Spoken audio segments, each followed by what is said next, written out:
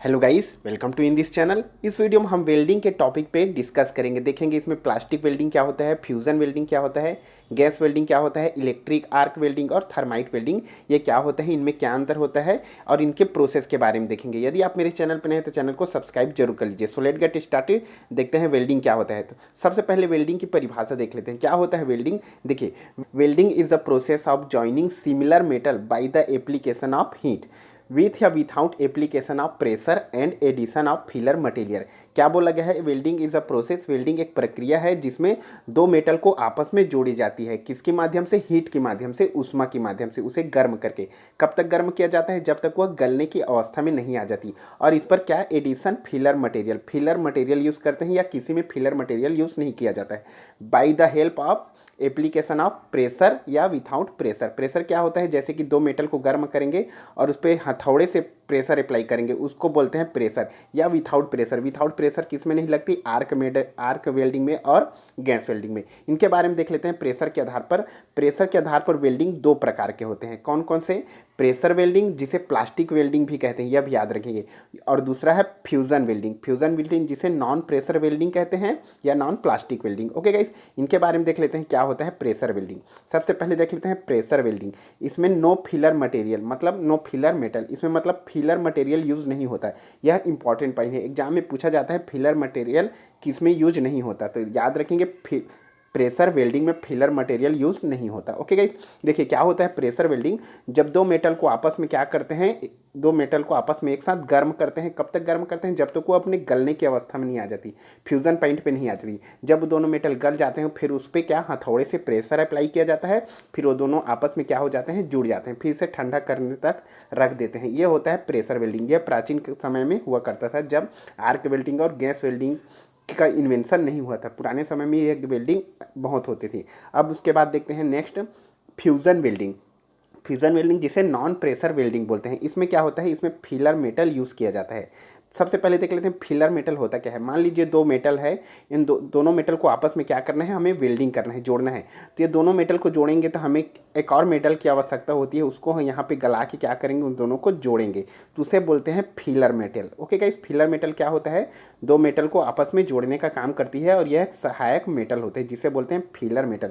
आप लोग देखे होंगे गैस वेल्डिंग या आर्क वेल्डिंग में इस टाइप की एक रॉड रहती है जो फिलर मेटल का कार्य करती है। ओके गाइस, ये हमेशा यूज़ होती है फ्यूजन वेल्डिंग में, जिसमें arc welding, gas welding. Okay, fusion welding के कितने प्रकार होते हैं यह देख लेते हैं। अब देखिए फ्यूजन वेल्डिंग यह इंपॉर्टेंट टॉपिक है। Type of fusion welding. देखिए फ्यूजन वेल्डिंग जिसे नॉन प्रेशर वेल्डिंग को बोलते हैं, यह तीन प्रकार के होते हैं: इलेक्ट्रिक आर्क, गैस वेल्डिंग और थर्माइट वेल्डिंग। जितने भी एग्जाम में क्वेश्चन पूछे जाते हैं इन्हीं में से अधिकतर क्वेश्चन आते हैं। Okay guys, electric arc, gas welding और थर्माइट वेल्डिंग।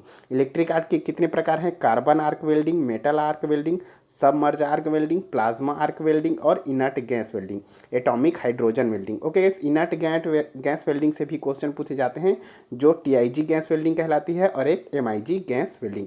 इनके बारे में भी देख लेंगे। तो सबसे पहले देखते हैं हम लोग गैस वेल्डिंग। गैस वेल्डिंग क्या होता है?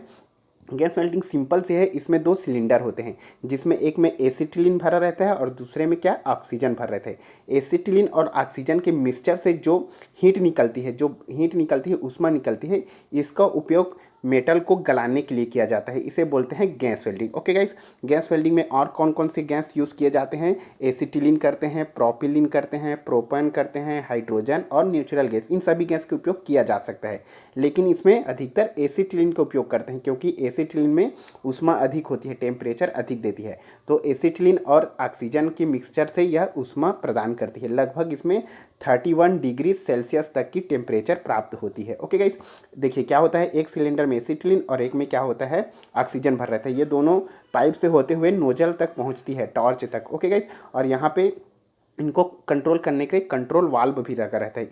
इन दोनों का रेशियो क्या होता है, एसिटिलीन और ऑक्सीजन की, यह याद रखेंगे, 2.5 और 1 रहता है। ओके गाइस, 2.5 कितना रहता है ऑक्सीजन रहता है और 1 इसका रहता है एसिटिलीन का, इतना याद रखेंगे।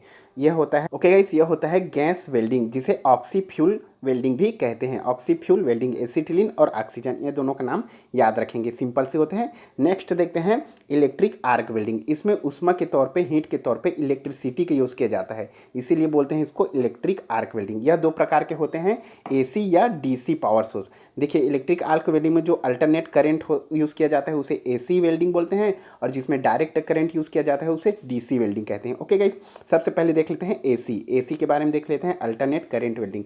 यदि एसी करंट में 220 वोल्ट से 440 वोल्ट तक की करंट रहती है, वोल्ट रहती है, इसको इतने में ना करके वहाँ पे एक ट्रांसफार्मर लगाया जाता है, जिसे स्टेप डाउन ट्रांसफार्मर कहते हैं। ओके गाइस, एसी वेल्डिंग में स्टेप डाउन ट्रांसफर रहता है, जो कि 220 वोल्ट को लगभग 80 वोल्ट में क्या करता है, उसको डिक्रीज करता है, जो इलेक्ट्रिक आर्क वेल्डिंग के लिए सूटेबल रहती है। उसी प्रकार 440 को 100 वोल्ट में क्या करता है, रिड्यूस करता है, तो इसमें स्टेप डाउन ट्रांसफर लगती है, यह याद रखेंगे एसी वेल्डिंग में। और डीसी वेल्डिंग में पहले से ही उसका क्या रहता है, वोल्ट कम रहता है, इसका वोल्ट लगभग 60 से 80 वोल्ट रहता है। अब देखते हैं इसमें क्या होता है इलेक्ट्रिक आर्क वेल्डिंग में। इसमें एक पॉजिटिव साइन रहती है और एक नेगेटिव साइन रहती है। पॉजिटिव को बोलते हैं एनोड और नेगेटिव को बोलते हैं क्या, कैथोड। यह इलेक्ट्रोड्स होते हैं। ओके गाइस, इसके वर्किंग के बारे में देख लेते हैं। देखिए क्या होता है, जब एसी से पावर सप्लाई की जाती है तो इसमें 2 केबल लगे रहते हैं, एक तरफ रहता है माइनस साइन, एक तरफ रहता है प्लस साइन।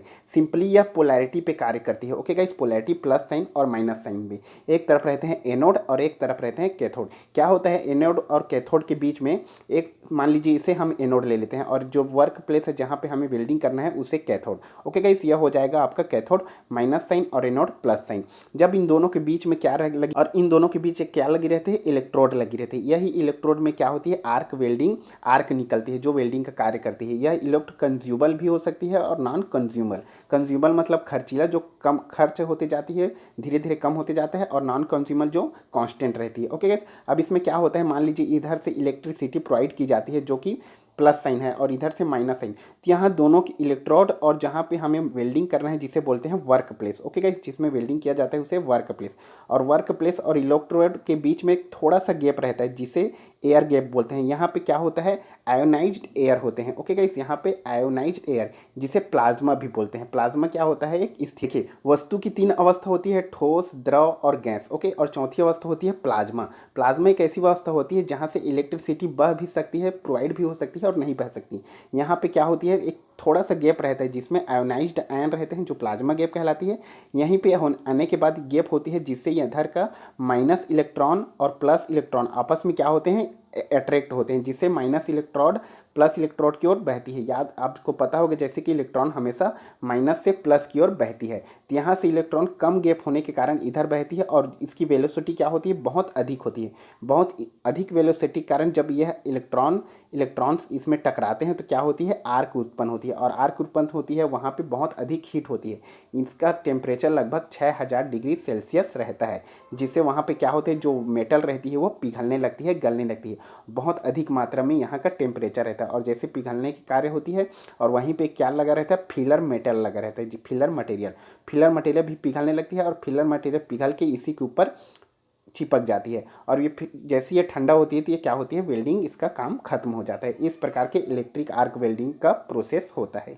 यह डीसी और एसी दोनों के लिए होता है। तो सिंपली ये पोलैरिटी पे वर्क करती है, देख लेंगे, प्लस और वेल्डिंग। इसमें इलेक्ट्रोड्स अहम भूमिका निभाती है, इसमें कोटिंग लगी रहती है, और यहाँ पे फ्लक्स भी निर्माण होती है, यह भी याद रखेंगे। Okay guys, so guys, anode वाले इलेक्ट्रोड में और कैथोड वाले इलेक्ट्रोड में दोनों में क्या होती है, हीट ट्रांसफर होती है, इलेक्ट्रॉन प्रोवाइड होते हैं। सबसे पहले देख लेते हैं पॉजिटिव साइन, जो एनोड होता है वहाँ पे इलेक्ट्रॉन क्या होते हैं, अट्रैक्ट होता है। इसमें लगभग 60 से 75% हीट उत्पन्न होती है, याद रखेंगे, एनोड में। और कैथोड जो होता है नीचे की तरफ होता है, उसमें लगभग 25 से 35% क्या होती है, उसमें हीट उत्पन्न होती है। तो अधिकतर सबसे अधिक हीट एनोड में उत्पन्न होती है। अब इसको अपने सुविधा अनुसार कभी एनोड को नीचे साइन में लगा दिए जाते हैं और कैथोड को ऊपर में, कभी कैथोड कभी एनोड नीचे ऊपर में, यह अपने वर्क के अनुसार कार्य करती है। ओके गाइस, ये जरूरी नहीं कि इसे फिक्स रखा जाए, इलेक्ट्रोड को हमेशा प्लस में ही रखा जाए और नीचे वर्क प्लेस को माइनस में रखा जाए, ये जरूरी नहीं होता है, ये इंटरचेंज होते रहते हैं। और इसमें अहम भूमिका निभाती है filler material. Okay guys, so guys, इस वीडियो में इतना ही। वीडियो अच्छा लगा तो लाइक, सब्सक्राइब और शेयर करना ना भूले।